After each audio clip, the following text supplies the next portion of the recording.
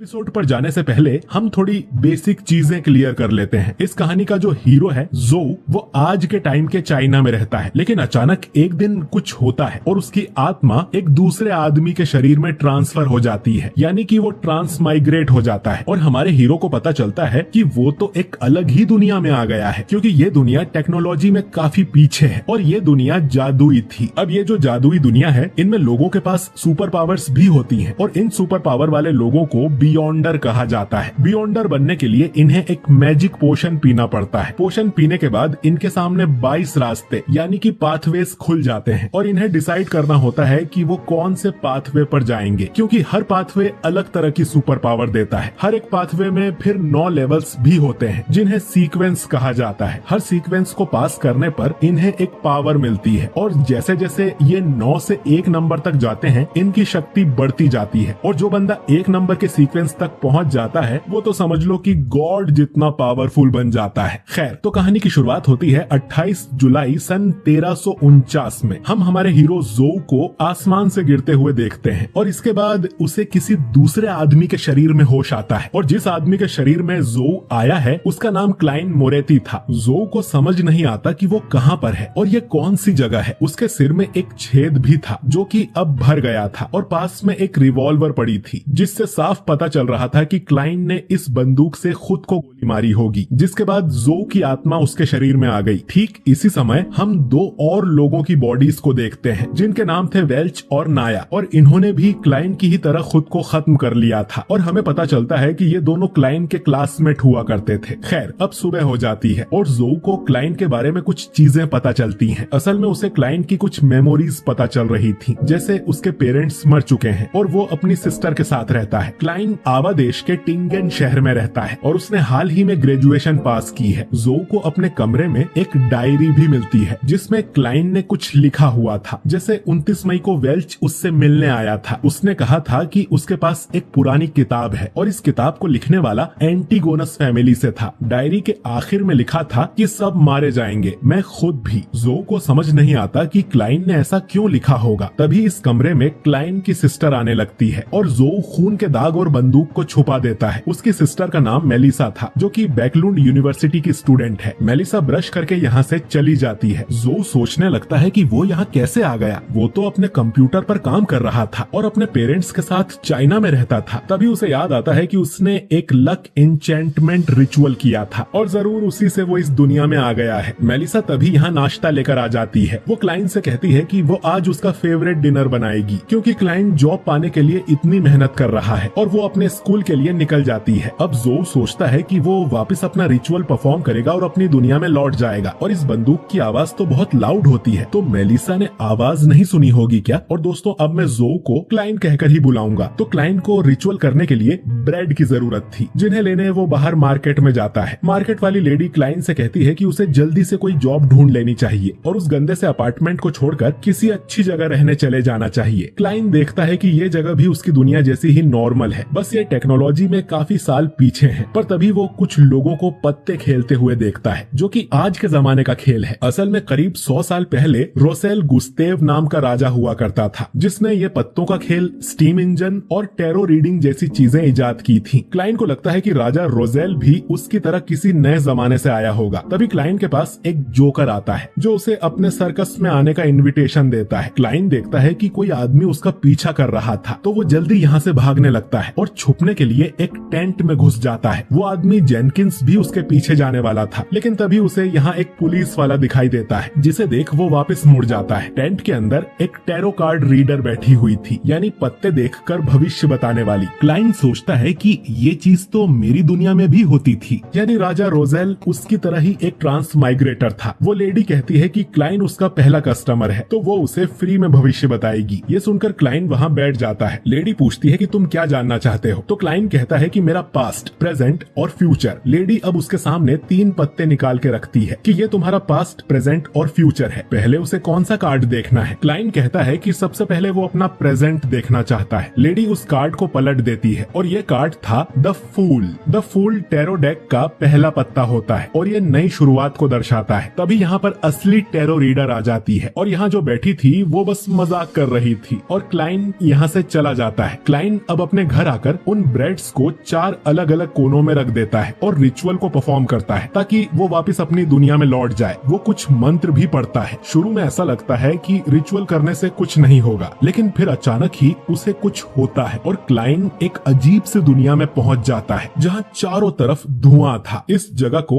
हम the grey fog कहेंगे और यहाँ कुछ रेड और ब्लू कलर के स्टार्स उड़ रहे थे। क्लाइन गलती से एक रेड और ब्लू स्टार को छू देता है जिससे वो दोनों फट जाते हैं। इस समय हम ऑड्री नाम की एक लड़की को देखते हैं जो अपने मिरर के सामने बैठी थी और ऑल्गर नाम का एक आदमी समुद्र के बीच अपने ग्लास को पकड़ा हुआ था। ये दोनों ही अपनी मर्जी के बिना इस ग्रे दुनिया में आ जाते हैं। इन्हें अपने सामने क्लाइन की बड़ी सी परछाई दिखाई देती है जैसे वो इस दुनिया का गॉड हो और ये तीनों ही एक दूसरे का चेहरा ठीक से नहीं देख पा रहे थे। क्लाइन सोचता है कि इन दोनों को मैंने यहाँ बुलाया है क्या? ऑड्री पूछती है कि क्या आप इस पवित्र जगह के मास्टर हो? क्लाइन सोचता है कि ये पवित्र जगह है तो इसका मंदिर कहाँ है? और उसके इतना सोचते ही उनके आसपास एक मंदिर जैसी जगह बन जाती है। क्लाइन समझ जाता है कि वो इस दुनिया को पूरी तरह से कंट्रोल कर सकता है। वो अब एक लंबी सी टेबल और एक सिंहासन बना लेता है। ऑल्गर क्लाइन से पूछता है कि मैं कहाँ पर हूँ और आप कौन हैं? क्लाइन अब सोचने लगता है कि मैं अपना नाम क्या बताऊं, ज़ोउ या क्लाइन? और फिर वो सिंहासन पर बैठे हुए इन्हें अपना एक नकली नाम बताता है कि तुम लोग मुझे बुलाओगे द फूल के नाम से, जो कि उस टैरो कार्ड का नाम था। ऑड्री पूछती है कि मिस्टर फूल, आपने हमें यहाँ क्यों बुलाया है और क्या हम घर जा सकते हैं? क्लाइन कहता है कि तुम चाहो तो मैं तुम्हें वापस घर भेज दूंगा। वो लड़की इस जादुई जगह को देखकर काफी एक्साइटेड हो गई थी। वो क्लाइन से पूछती है कि मैं बियॉन्डर कैसे बन सकती हूँ? अब क्लाइन को तो बियॉन्डर के बारे में कुछ भी नहीं पता था, तो वो बोलता है कि इस सवाल का जवाब तुम्हारे सामने बैठा आदमी देगा। ऑल्गर बोलता है कि तुम जरूर लियोन किंगडम से होंगी, तो बियॉन्डर बनने के लिए तुम्हें एवरनाइट गॉडेस के चर्च को ज्वाइन करना होगा या लॉर्ड ऑफ स्टॉर्म के या किसी दूसरे चर्च को। वैसे बियॉन्डर बनना इतना आसान नहीं है, पर बियॉन्डर सच में होते हैं और वो बढ़ती हुई डार्कनेस से लड़ते रहते हैं। ऑड्री पूछती है कि चर्च के अलावा और कोई रास्ता है क्या? तो ऑल्गर कहता है कि फिर रॉयल फैमिली के पास जाओ या तो मिलेनियम नोबिलिटी के। ऑड्री कहती है कि कोई और तरीका? अब ऑल्गर बताता है कि असल में उसके पास 2 सीक्वेंस 9 के पोशन रखे हुए हैं, एक सेलर सीक्वेंस का और दूसरा स्पेक्टेटर सीक्वेंस का, जिन्हें पीकर वो बियॉन्डर बन सकती है। क्लाइन समझ जाता है कि यहाँ सुपर पावर्स की बात हो रही है और सीक्वेंस उस पावर का लेवल होगा। उसका ट्रांसमाइग्रेशन और इस ग्रे वर्ल्ड में आना भी किसी बियॉन्डर का काम है क्या? ऑड्री कहती है कि उसने इस आदमी के साथ एक डील कर ली है। वो उसे एक पोशन देगा और बदले में ऑड्री भी उसे कुछ सामान देगी और वो चाहती है कि क्लाइन ऐसी मीटिंग्स और करे। ऑल्गर भी कहता है कि मिस्टर फूल, आपकी पावर हमारी सोच से भी परे है, तो मीटिंग में छोटी मोटी चीजें हम दोनों ही संभाल लिया करेंगे। ऑल्गर सोचता है कि इस तरह की मीटिंग्स में वो और भी डील्स कर पाएगा। अब क्लाइन सोचता है कि ऐसी मीटिंग्स करके उसे इस दुनिया के बारे में और भी जानकारी मिलेगी और वो जल्दी अपने घर जाने का रास्ता ढूंढ पाएगा। क्लाइन कहता है कि ठीक है, हम हर मंडे को 3 बजे मीटिंग किया करेंगे। ऑड्री कहती है कि फिर हम लोगों को भी अपने कोड नेम्स रख लेने चाहिए क्योंकि हम यहाँ अपने असली नाम यूज नहीं करेंगे। अब क्योंकि क्लाइन ने अपना नाम टैरो कार्ड पे रखा था, तो ये दोनों भी अपने कोड नेम्स टैरो कार्ड्स पर ही रख लेते हैं। ऑड्री का कोड नेम है जस्टिस